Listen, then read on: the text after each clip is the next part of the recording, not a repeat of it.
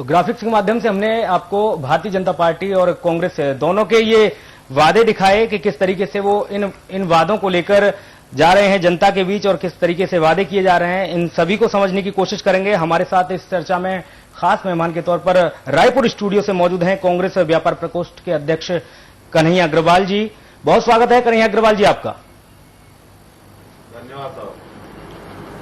कन्हैया अग्रवाल जी, जानना चाहूंगा जिस तरीके से भारतीय जनता पार्टी अपने वादों को लेकर जनता के बीच जा रही है और साथ ही कांग्रेस भी पीछे नहीं है, कांग्रेस भी पुरजोर कोशिश कर रही है, लेकिन सत्तारूढ़ पार्टी होने के बाद अगर कांग्रेस की बात की जाए तो आपको क्या लगता है कि कितना पार्टी जो है ये लोक लुभावन वादे जो हैं और जो सब जगह जनता को दिखाए जाते हैं उसे लेकर कितनी शिद्दत से राजनीतिक पार्टियां जो है इनको पूरा करती हैं?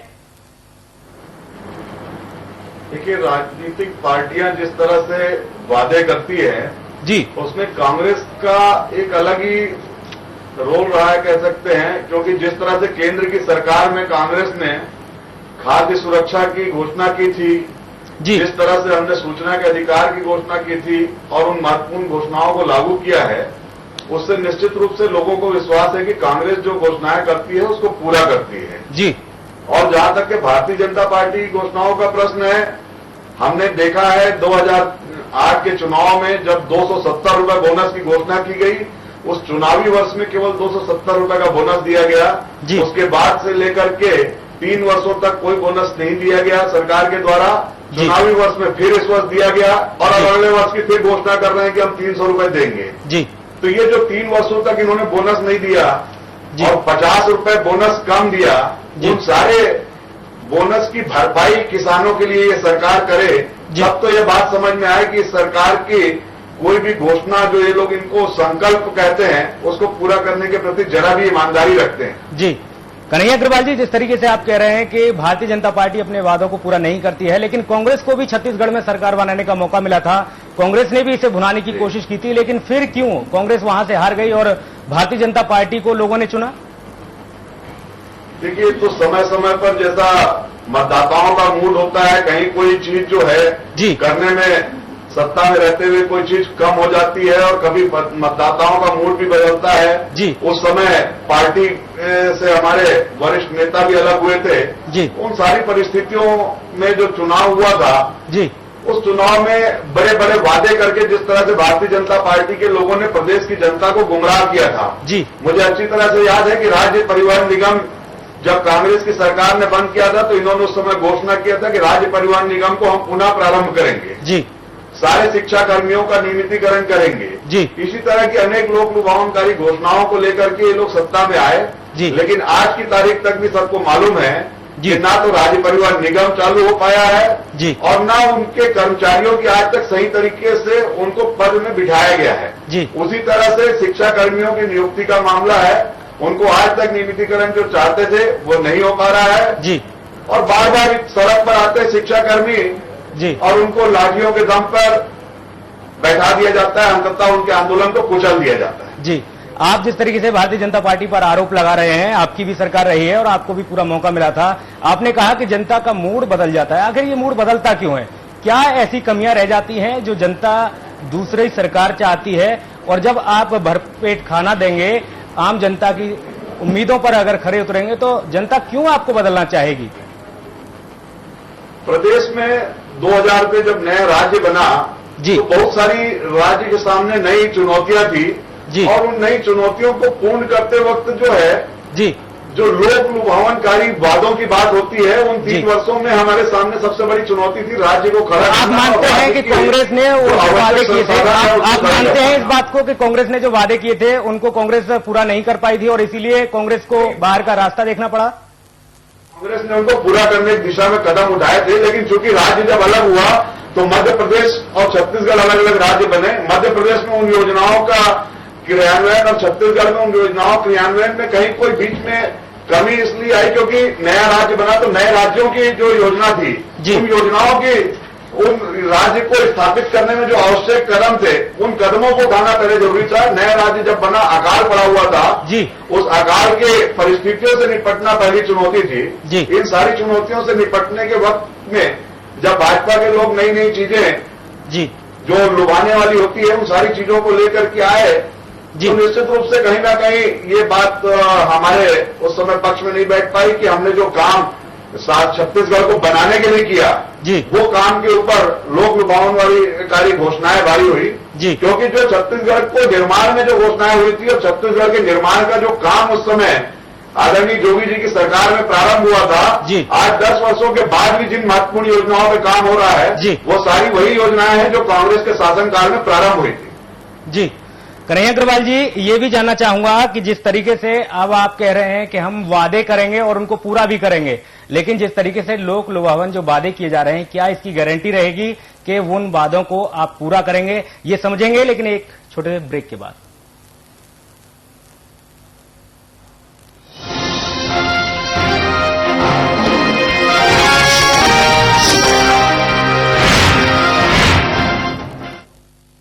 जय महाकाल सीएक पेश करते हैं सीएक शिव श्रद्धा उज्जैन। अपने भाग्य पर करें विश्वास, क्योंकि हर 12वां वर्ष होगा खास। 25 से 40 वर्ष के आयु वालों की आय के लिए अत्यंत उपयोगी। धर्म का धर्म, आय की आय। संपर्क करें 8889922244, FB @CX Limited, YouTube @CX Limited। यहाँ मेगा मॉल बनेगा, तो बिगेस्ट इंडिया एवर सीन। यहाँ स्टेडियम बनना चाहिए। चैरिटी के बारे में सोच रहे हैं? कभी तो ऐसा ख्वाब देखिए जिसमें हजारों ख्वाब शामिल। GR एंटरप्राइजेज के इंटरनेशनल स्टेडियम ने इस शहर के लोगों में गर्व की भावना और स्पोर्ट्स कल्चर को अद्भुत बढ़ावा दिया है।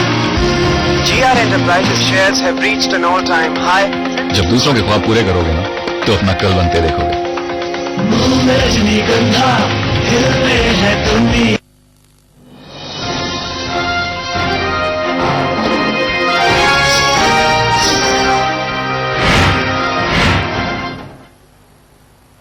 ब्रेक के बाद स्वागत है आपका सपनों के सौदागर में। हम बात कर रहे हैं, हमारे साथ जुड़े हुए हैं कांग्रेस व्यापार प्रकोष्ठ के अध्यक्ष कन्हैया अग्रवाल जी। कन्हैया जी, ब्रेक से पहले मैंने आपसे पूछा था कि जो वादे कांग्रेस कर रही है, क्या गारंटी है कि उन वादों को पूरा करेगी कांग्रेस? पार्टी केवल उन्हीं को लेकर के जनता के सामने रही है जिन मुद्दों को कांग्रेस पार्टी हल करने का, जिन मुद्दों पर अपने वादों को पूरा करने का सामर्थ्य रखती है। जी। हमारे पार्टी के अध्यक्ष जी ने, पार्टी के घोषणा पत्र समिति के अध्यक्ष जी ने मिलकर के जो सारी योजनाओं को चुना है, जिन योजनाओं को लेकर के हम जनता के सामने आ रहे हैं, जी, उस पर स्वर्गीय नंद कुमार पटेल जी ने आज से 1 वर्ष पहले ही ये बात, इन चीजों की घोषणा की थी और उसको लेकर के हम पूरी तरह से कटिबद्ध हैं। जी। प्रतिबद्ध हैं पूरी तरह से उन योजनाओं को पूरा करने के लिए। किसानों के समर्थन मूल्य के लिए जी, कांग्रेस पार्टी ने स्पष्ट घोषणा की है कि हम 2000 रुपए क्विंटल का समर्थन मूल्य घोषित करवाएंगे। जी। और प्रति व्यक्ति 35 किलो राशन जो है, जी, उसको बगैर जो इनकम टैक्स पे ही नहीं है उन सारे लोगों को प्रदान किया जाएगा। उसके अलावा शिक्षा कर्मियों, जी, और पंचायत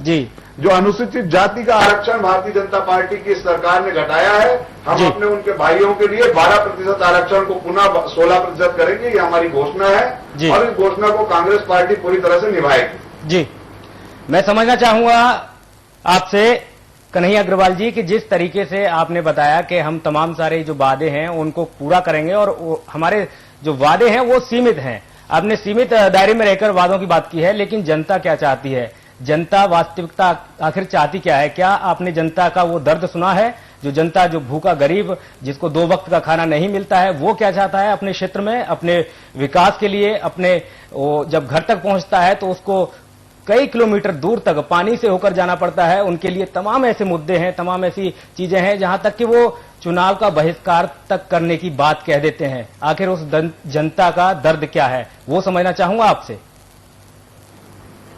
निश्चित रूप से जो सारी घोषणाएं हैं वो जन आकांक्षाओं के अनुरूप ही है। जी। और जहां तक कि भूख का प्रश्न है, उसी भूख की समस्या को ही ध्यान में रखते हुए यूपीए सरकार ने महत्वपूर्ण निर्णय लिया कि प्रत्येक व्यक्ति को खाद्य की सुरक्षा सुनिश्चित की जाए। जी। और आज भी ये बात निश्चित रूप से सत्य है कि बहुत से क्षेत्र ऐसे हैं जहां पर हम सड़क, पानी और बिजली की पूर्ति नहीं हो पाई है। उन सारे क्षेत्रों को उन मूलभूत सुविधाएं की पूर्ति हो सके, उसके लिए निश्चित रूप से जब सरकार हमारी बनेगी तो सरकार में बैठे लोग उन सारी समस्याओं का निराकरण प्राथमिकता के आधार पर करेंगे। अंतिम व्यक्ति को सरकारी तमाम सुविधाओं का लाभ पहुंचाना ही कांग्रेस पार्टी का लक्ष्य है। जी, जिस तरीके से आपके राष्ट्रीय उपाध्यक्ष कहते हैं कि 2 रोटी खाओ 4 रोटी खाओ और कांग्रेस के गुण गाओ, अब तक कांग्रेस का ही जो है पूरा माहौल रहा है, कांग्रेस का ही शासन रहा है केंद्र में। लेकिन जिस तरीके से आप गरीबी मिटाओ और भूख मिटाओ का वादा कर रहे हैं, क्या लगता है आपको कि 2 रोटी और 4 रोटी खाने से उस गरीब की पीड़ा दूर हो जाएगी? सिर्फ खाना खाने से ही उसकी जो जीवन की दिनचर्या है वो कट जाएगी? केवल रोटी से समस्याओं का निदान नहीं है। रोटी तो एक भूखे की व्यवस्था करने का माध्यम है जी। उसके अलावा केंद्र की सरकार ने जो मनरेगा जी और नरेगा की योजनाएं जो प्रारंभ की है वो रोजगार देने की योजनाएं हैं और उन रोजगार देने की योजनाओं के माध्यम से ही जी गरीब को वास्तव में सारे संसाधन उपलब्ध कराए जा सकते हैं जी। और उसको लेकर के कांग्रेस की सरकार कन्हैया अग्रवाल जी, आप जिस तरीके से कह रहे हैं कि भूख मिटाने के लिए रोटी खाओ और कांग्रेस के गुण गाओ, यही अगर सीमित रहेगा तो अगर बात की जाए प्याज की, आलू की और बाकी जो दिनचर्या की जो सब्जियां हैं उनकी कीमत आसमान छू रही है। आम आदमी से वो काफी दूर है और उस तक आम आदमी नहीं पहुंच पा रहा है। यहां तक कि दाल रोटी की बात की जाती, आज वो दाल रोटी भी नसीब नहीं है। जनता का क्या मूड है, क्या रुख है, ये तो चुनाव ही बताएगा। बने रहिए, यहां रुकेंगे छोटे से ब्रेक के लिए।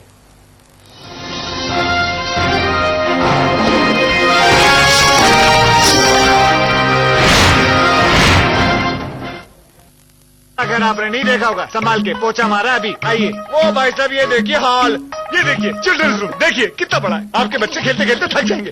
हो गया, मजे ले लिए। आइए। और यह है बेडरूम, इसकी खिड़की से तारे दिखते हैं, तारे। आपको क्या लगा प्रॉपर्टी डीलर हुआ? अरे आपको अपना घर दिखा रहा था। Pearls infrastructure. हम जानते हैं कि घर अरमान, उम्मीदों और सपनों का बना होता है, तभी तो हम घर बनाते हैं, जिंदगियां बनाते हैं। अक्षय, बाथरूम कब धोगे? आज संडे है ना।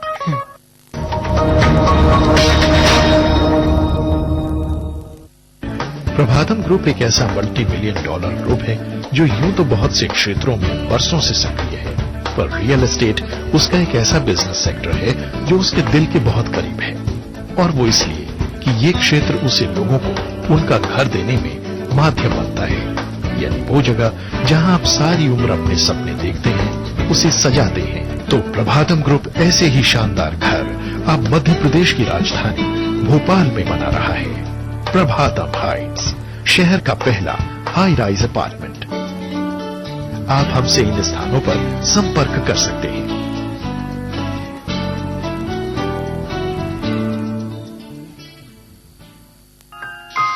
देखे होंगे आपने भी सपने कई बड़े बड़े और बनना चाहते हैं आप भी बिजनेस जगत की एक बड़ी हस्ती।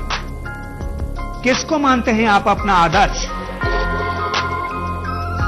कौन है आपका बिजनेस आइकॉन? और जानना चाहते हैं उनका लाइफस्टाइल। कैसे तय किया उन्होंने शून्य से शिखर तक का सफर? मिलिए व्यापार जगत के दिग्गजों से। हम कराएंगे आपकी मुलाकात आपके आइकॉन से हमारे खास कार्यक्रम रूबरू में, सर्व साधना ग्रुप के सभी चैनलों पर।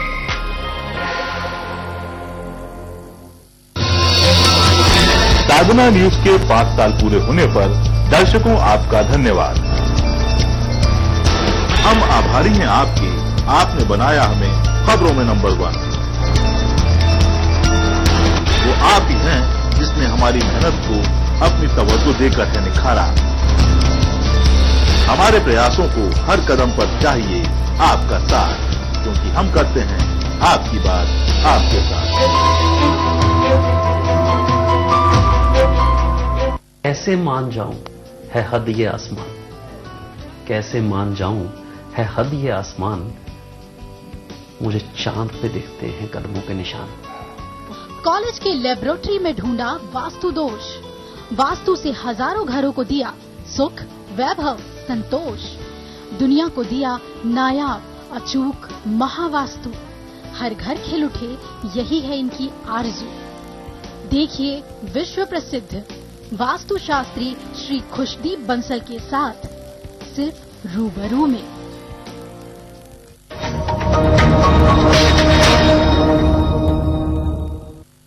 प्रभातम ग्रुप एक ऐसा मल्टी मिलियन डॉलर ग्रुप है जो यूं तो बहुत से क्षेत्रों में वर्षों से सक्रिय है, पर रियल एस्टेट उसका एक ऐसा बिजनेस सेक्टर है जो उसके दिल के बहुत करीब है।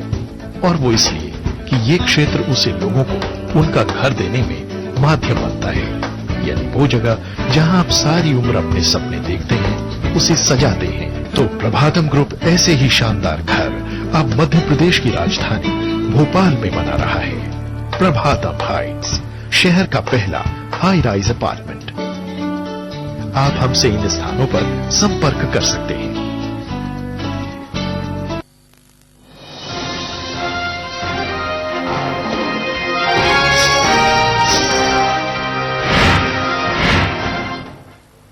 ब्रेक के बाद स्वागत है आपका। हमारी खास पेशकश लगातार जारी है, सपनों के सौदागर, और इसमें एक और खास मेहमान भारतीय जनता पार्टी से जुड़ गए हैं, अशोक जी।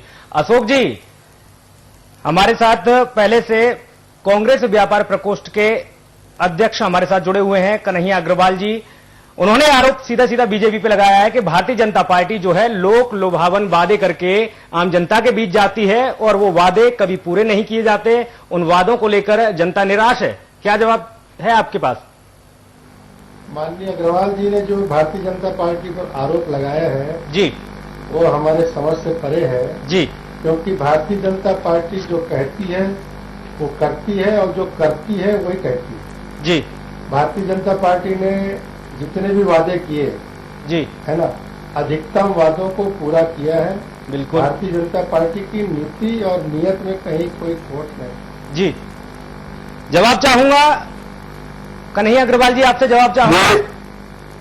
मैं तो केवल एक मुद्दे पर यहाँ पर आदरणीय बजाज जी का ध्यान आकर्षित करना चाहूंगा। सबसे प्रमुख मुद्दा भारतीय जनता पार्टी ने रखा था कि हम सुशासन प्रदान करेंगे जी, हम कानून का राज देंगे और छत्तीसगढ़ भय मुक्त होगा जी। और आज की तारीख में अगर पूरे हिंदुस्तान में सर्वाधिक बलात्कार के प्रकरण हो रहे हैं तो छत्तीसगढ़ में हो रहे हैं जी। सर्वाधिक लूट की घटनाएं हो रही है, हत्याओं की घटनाएं हो रही है तो छत्तीसगढ़ में हो रही है जी। किस तरह का भय मुक्त छत्तीसगढ़ मतलब कुल मिलाकर माना जाए कि कानून व्यवस्था जो है वो लचर है। कानून व्यवस्था का जो हवाला भारतीय जनता पार्टी ने जो कानून व्यवस्था का हवाला दिया था उस पर भारतीय जनता पार्टी जो है वो ठीक तरीके से काम नहीं कर पाई है। कहीं ना कहीं कानून व्यवस्था जो है वो लचर है। जानना चाहूंगा अशोक जी आपसे कि किन किन वादों को लेकर अब भारतीय जनता पार्टी उस आम आदमी तक जा रही है जो आने वाले मुख्यमंत्री का चुनाव करेगा और जो अपने क्षेत्र के विधायक चुनने वाले हैं।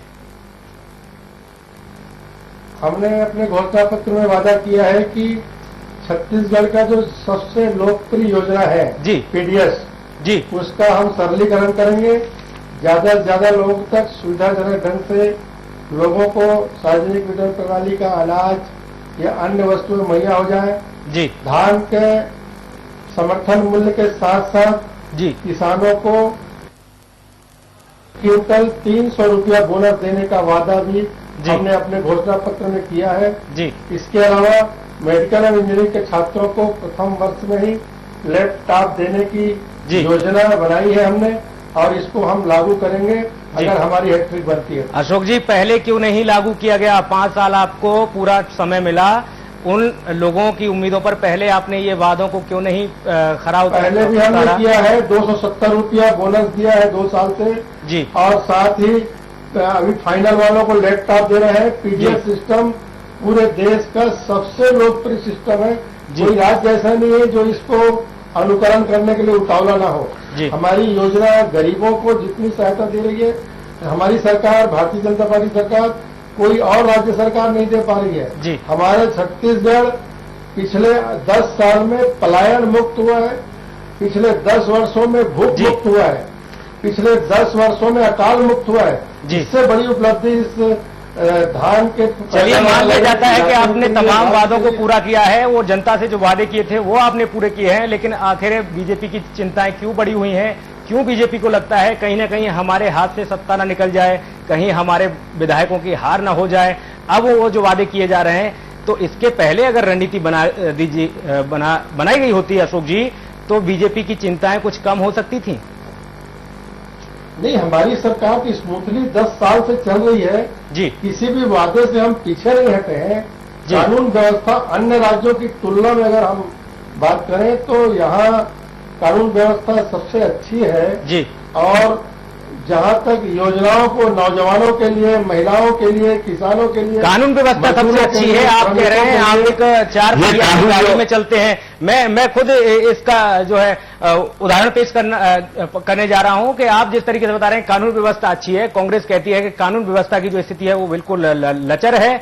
छत्तीसगढ़ में आप 4 पहिए की गाड़ी में चलते हैं, लेकिन उस इंसान से पूछिए जो 3 किलोमीटर से 4-5 किलोमीटर तक का सफर अपने घर का करके जाता है, जो नक्सलवाद एरिया है वहां पर उसको हर समय अपनी जान का खतरा रहता है। भारतीय जनता पार्टी अगर उनके लिए सुविधा मुहैया कराती तो कहीं न कहीं कानून व्यवस्था को लेकर जो कांग्रेस सवाल उठा रही है अशोक जी, वो आज सवाल नहीं खड़े होते। ये नक्सली समस्या तो अंतर्राष्ट्रीय समस्या है, केवल एक छत्तीसगढ़ की बात नहीं है। लेकिन जहां तक कानून व्यवस्था की आप बात कर रहे हैं तो और भारतीय जनता पार्टी दोनों सरकारों की आप तुलना कर लीजिए। छत्तीसगढ़ राज्य निर्माण के बाद जो प्रथम 2.5 वर्ष में कांग्रेस ने शासन किया, उन 2.5 वर्ष क्या होता थी, एक कांग्रेस नेता की यहाँ पर जय स्तंभ चौक में अगर हत्या हो रही है, इस शहर के हृदय स्थल के पास हत्या हो रही है, इससे बदतर स्थिति के उदाहरण में और क्या दूं आपको। अशोक जी कन्हैया जी, अशोक जी कन्हैया जी जो बात कर रहे हैं, मैं केवल कानून व्यवस्था की स्थिति पे ये कहना चाहता हूं कि नक्सल समस्या को तो राष्ट्रीय समस्या बता करके बजाज जी भाजपा को अलग करना चाहते हैं, लेकिन पूरे आदिवासी अंचल के जितने भी कन्या छात्रावास हैं वहां झलियामारी का कांड हो या पूरे बस्तर में, पूरे छत्तीसगढ़ के आदिवासी क्षेत्रों में जिस तरह से बालिकाओं के साथ अनाचार हुआ है, बलात्कार की घटनाएं हुई है और बलात्कार की घटनाएं जिन आश्रमों में हुई है उस आश्रमों की डीन को मुख्यमंत्री सम्मानित करते हैं। कहीं न कहीं जो कानून व्यवस्था है, जिस तरीके से आप बता रहे हैं कि जो क्राइम का ग्राफ है वो बड़ा है, वो कहने की बात कर रहे हैं आप। जहां तक बात करते हैं कन्हैया अग्रवाल जी घोषणा हुई थी, लेकिन 2 वर्ष केवल धान का बोनस दिया गया है। बिल्कुल, माफी चाहूंगा, समय का अभाव है मेरे पास, मैं अब ज्यादा वक्त नहीं ले सकता हूं इस पूरी चर्चा में।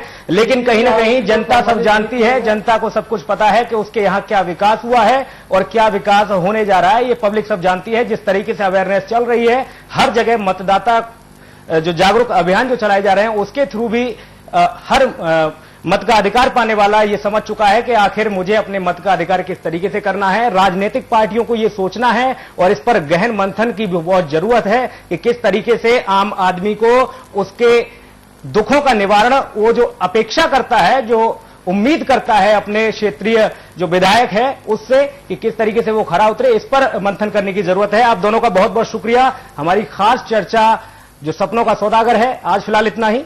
नमस्कार।